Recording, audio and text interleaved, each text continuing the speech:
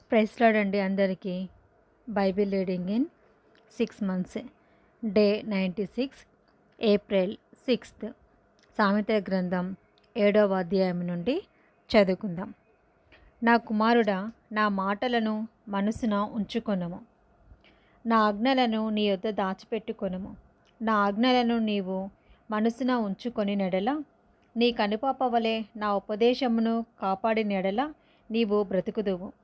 నీ వేళ్లకు వాటిని కట్టుకొనుము, నీ హృదయమును పలకల మీద వాటిని వ్రాసుకొనుము.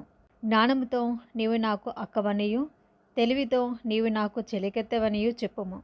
అవి నిన్ను జారస్త్రీ యొద్దకు పోకుండాను, ఇచ్చకములాడు పరస్త్రీకి లోబడకుండాను నిన్ను కాపాడును.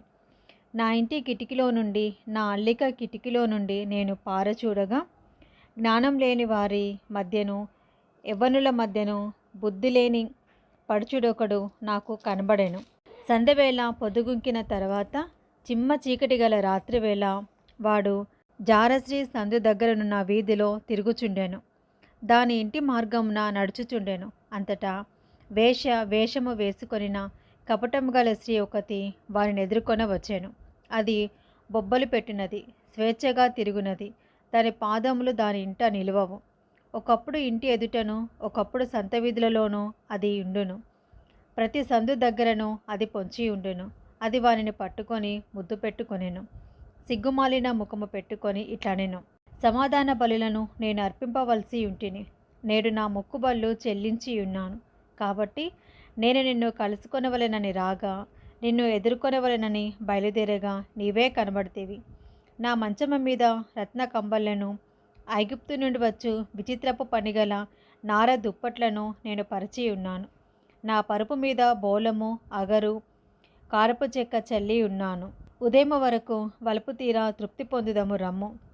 పరస్పర మోహం చేత చాలా సంతుష్టి నొందుదము రమ్ము. పురుషుడు ఇంట్లో లేడు, దూర ప్రయాణము వెళ్ళి ఉన్నాడు. అతడు సొమ్ము చంచి చేత పట్టుకొని పోయెను.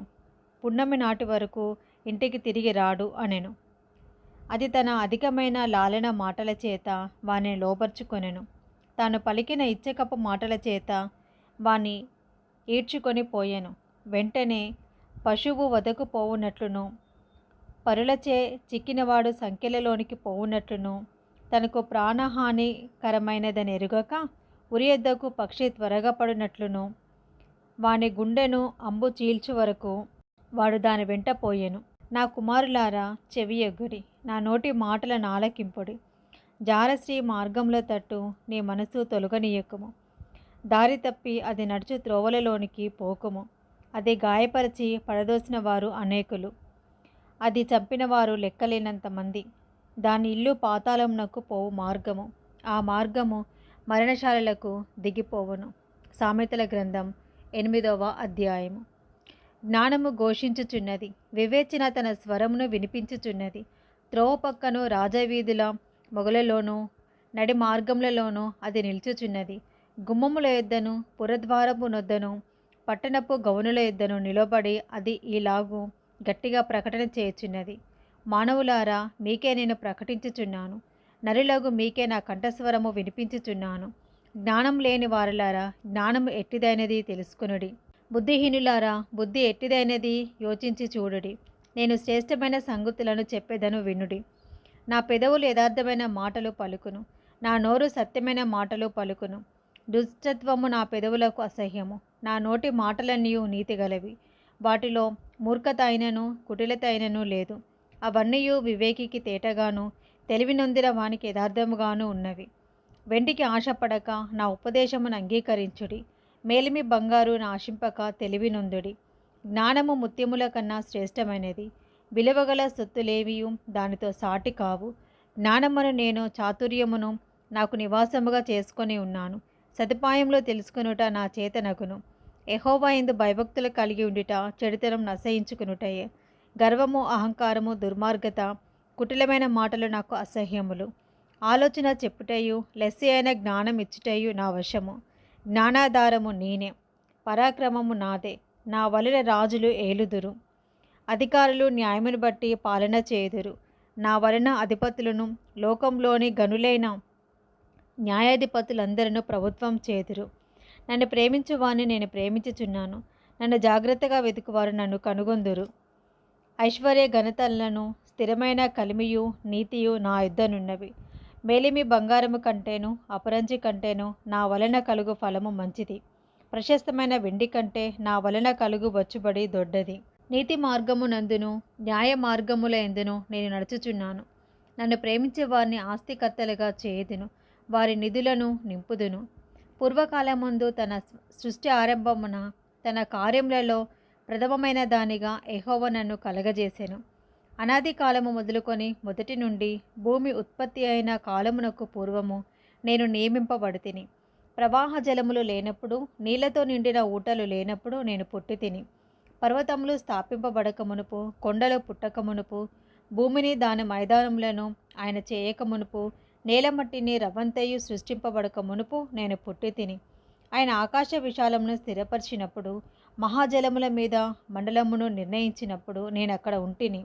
ఆయన పైన ఆకాశమును స్థిరపరిచినప్పుడు, జలధారలను ఆయన బిగించినప్పుడు, జలములు తమ సరిహద్దులు మీరకుండునట్లు ఆయన సముద్రమునకు పొలిమేరను ఏర్పరిచినప్పుడు, భూమి యొక్క పునాదులను నిర్ణయించినప్పుడు, నేను ఆయన యొద్ద ప్రధాన శిల్పినై అనుదినము సంతోషించుచు నిత్యము ఆయన సన్నిధిని ఆనందించుచునుంటిని.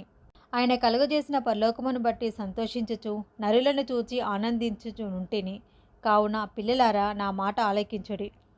నా మార్గములను అనుసరించువారు ధన్యులు. ఉపదేశమును నిరాకరింపక దానిని అవలంబించి జ్ఞానులై ఉండుడి. అనుదినము నా గడప యొద్ద కనిపెట్టుకొని, నా ద్వారబంధముల యొద్ద కాచుకొని, నా ఉపదేశము వినువారు ధన్యులు. నన్ను కనుగొనివాడు జీవమును కనుగొనును. యెహోవా కటాక్షము వానికి కలుగును.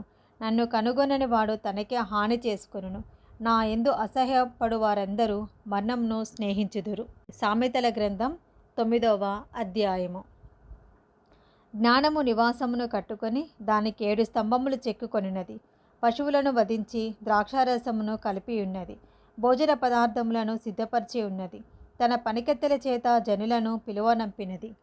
పట్టణమందలి మెట్టల మీద అది నిలిచి, జ్ఞానం లేనివాడా ఇక్కడికి రమ్మని ప్రకటించుచున్నది. తెలివి లేని వారితో అది ఇట్లనుచున్నది, వచ్చి నేను సిద్ధపరిచిన ఆహారమును భుజించడి, నేను కలిపిన ద్రాక్షారసమును పానము చేయడి. ఇక జ్ఞానం లేని వారై ఉండక బ్రతుకుడి. తెలివి కలుగజేయు మార్గములలో చక్కగా నడువుడి. అపహాసకులకు బుద్ధి చెప్పవాడు తనకే నింద తెచ్చుకొనును. భక్తిహీనులను గద్దించు వారికి అవమానమే కలుగును. అపహాసకుని గద్దింపకము. గద్దించినడలా వాడు నిన్ను ద్వేషించును. జ్ఞానం గలవానిని గద్దింపక వాడు నిన్ను ప్రేమించును. జ్ఞానం గలవానికి ఉపదేశము చేయగా వాడు మరింత జ్ఞానము నొందును. నీతిగల వానికి బోధ చేయగా వాడు జ్ఞానాభివృద్ధి నొందును. యెహోవాయందు భయభక్తులు కలిగి ఉండుటయే జ్ఞానమునకు మూలము. పరిశుద్ధ దేవుని గూర్చిన తెలివియే వివేచనకు ఆధారము. నా వలన నీకు దీర్ఘాయువు కలుగును. నీవు జీవించు సంవత్సరములు అధికములగును. నీవు జ్ఞానివైనడలా నీ జ్ఞానము నీకే లాభకరమగును. నీవు అపహాసించినడలా దానిని నీవే భరింపవలెను. బుద్ధిహీనత అనున్నది బొబ్బలు పెట్టున్నది. అది కామకురాలు, దానికేమీ తెలివిలేదు. అది తన ఇంటి వాకిట కూర్చుండును. ఊరి రాజవీధులలో పీఠము మీద కూర్చుండును. ఆ దారిని పోవు వారిని చూచి, తమ త్రోవను చక్కగా వెళ్ళువారిని చూచి, జ్ఞానం లేనివాడా ఇక్కడికి రమ్మని వారిని పిలుచును.